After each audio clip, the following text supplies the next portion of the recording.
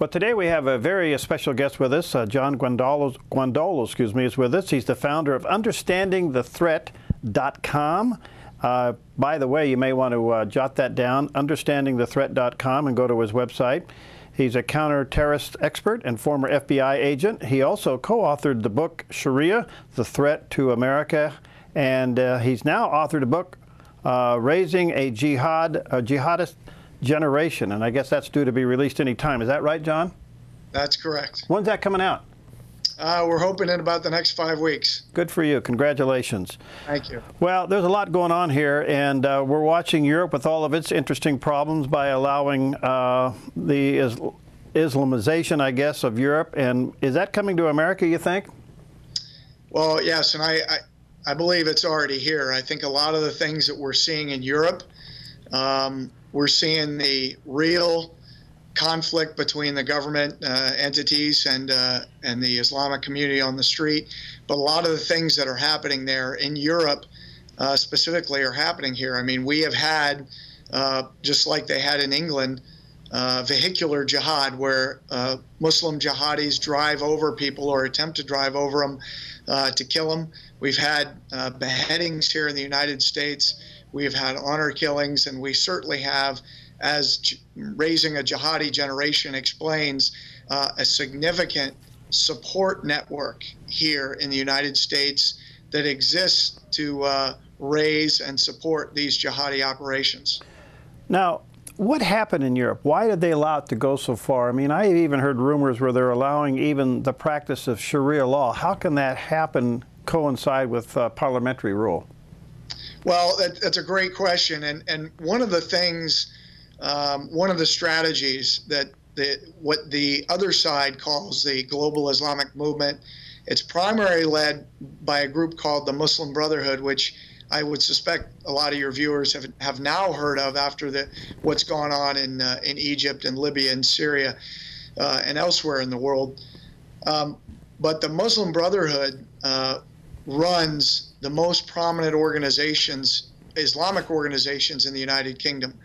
So when they advise the leadership of the British government on how to deal with the Islamic community, you actually have the enemy that just happens to be wearing a suit and a smile explaining to the British leadership how they should conduct counterterrorism operations.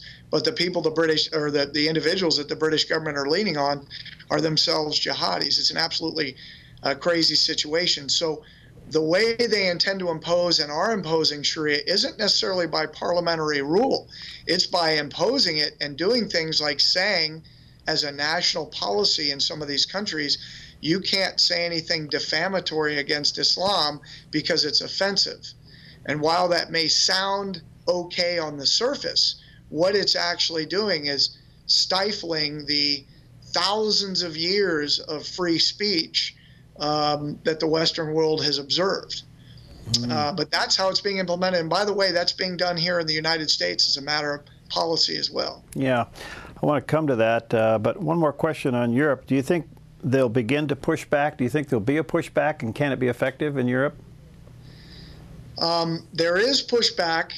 There are a couple countries, Germany and France come to mind, where the governments are actually more aware of the threat than in other European countries, and they are actually starting to do things to push back on the Islamic community, certainly the leaders of the Islamic community, who in those countries are also Muslim Brotherhood. But you also have citizen groups that are very angry about how far the government's allowed it to go.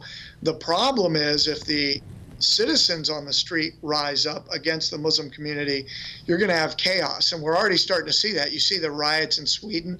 We saw the riots in France 2005. And we saw after the two Muslims chopped the head off the British soldier a week before last outside of London in Woolwich, the citizens, the English Defence League and others are really angry and rising up. What you really need to see is the government do what it's supposed to do and step in and take control. Well, we know that this is a philosophy hiding behind a religion, or at least they're trying to turn a philosophy into religion. So therefore, right now, they're getting by as religious freedom more than anything else.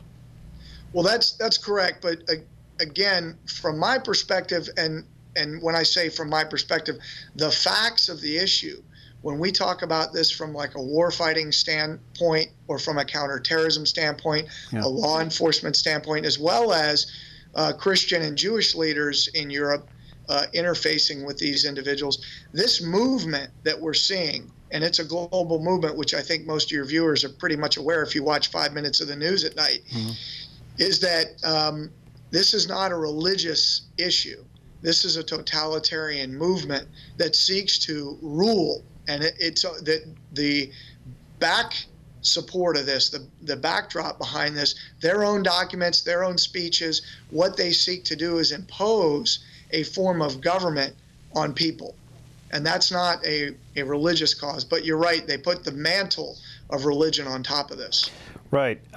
So we're watching it unfold in America. Of course, most recently the Boston bomber and, of course, other incidences perhaps we don't even know about that are never really make the news. Why are we slow to react to this? I mean, why are we allowing this to happen in America? And on top of that, it seems like we have an administration that's actually pushing it. Well, a couple things. Those are some really big questions, and so I'll try to address them as best I can. But they're the right questions. The first thing is that this movement is here in the United States. The Muslim Brotherhood specifically has thousands of front organizations, and I'll just throw out a few so your viewers understand this is real. There was a trial in 2008 called the United States versus Holy Land Foundation, and I started to say the 1900s because the 1990s because this investigation began more than 15 years before it finally came to an end in 2008, where the case was the largest Hamas and terrorism financing case in the United States. The Holy Land Foundation, at the time it was indicted, was the largest Islamic charity in America. Its leaders were all indicted for sending millions of dollars to Hamas overseas. But the evidence laid out in this case demonstrated that there is a large Muslim Brotherhood movement here in the United States, that the most prominent Islamic organizations in America are part of that movement. Specifically, the Muslim Students Association, which, by the way, you guys have there at Oregon State and Oregon University and most of the major universities in Oregon. The Islamic Society in North America. You have Islamic societies, local Islamic societies, which are Muslim Brotherhood entities in Oregon. Many of the Islamic centers, which I believe there's one right there in Medford that's fairly new. Those are almost all of them, not every single one, but the vast majority of them are controlled by the Muslim Brotherhood, the Muslim American societies, the Council on American Islamic Relations, which is actually a Hamas entity. So you have all these Muslim Brotherhood entities there. So when you ask why aren't we doing anything at the state and national level, the very Islamic organizations that the political and civil organizations are reaching out to in the Muslim community, those are Muslim Brotherhood entities exclusively. Wow. And so when they come to you with, as I said, with a suit and a smile, and they tell you whatever they tell you, which is generally untrue about what their true nature is, once we trust them, once individuals believe, well, this is a nice guy, I'm going to trust him, they've got you. And then they get you to walk down this road where whatever they say, you're going to take it face value because you're looking at them to be the experts in the Islamic community or the liaison between you and the Islamic community, whether you're a pastor, a rabbi, a police chief, the local the head of the FBI or DHS office. That's how they get this done. All right. The other part of that question was, it appears that this administration is Islamic friendly. Can you comment on that? Well, I think if you just look objectively at the policies that the current administration is enacting, very pro-Muslim Brotherhood, they're openly engaged internationally and at the U.S. level and at the regional level with only Muslim Brotherhood entities in the Islamic community. clear pro-Hezbollah and pro-Iran, or at least neutral to Iran, but certainly I would argue pro-Hezbollah, which is very dangerous because there are numerous Hezbollah and Iranian Revolutionary Guard Corps elements here in the United States. By doing this, we are emboldening them here in the United States. We have a very pro-Palestinian administration and very anti-Israel. I think you could say at the very best, we are certainly not supportive of Israel in the ways we need to be that will ensure their survival. Yeah. So yes, if you just look at it from a policy standpoint, and I will say this going back to the freedom of speech issue, the U.S. government currently is in support of policies that make defamation of Islam at a minimum something that the government's going after, but certainly looking at it from a in the future as being something that we may criminalize as a government. Wow. This directly contradicts our Constitution, and yet at the United Nations and in the State Department of the United States, those are the policies we're moving towards, and the very people we're working with to do it are Muslim Brotherhood leaders here in the U.S. Unbelievable.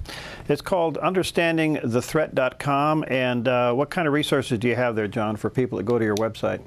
Well, certainly have quite a bit of information and resources. I have an 80-minute DVD of the totality of the threat here in North America and the United States.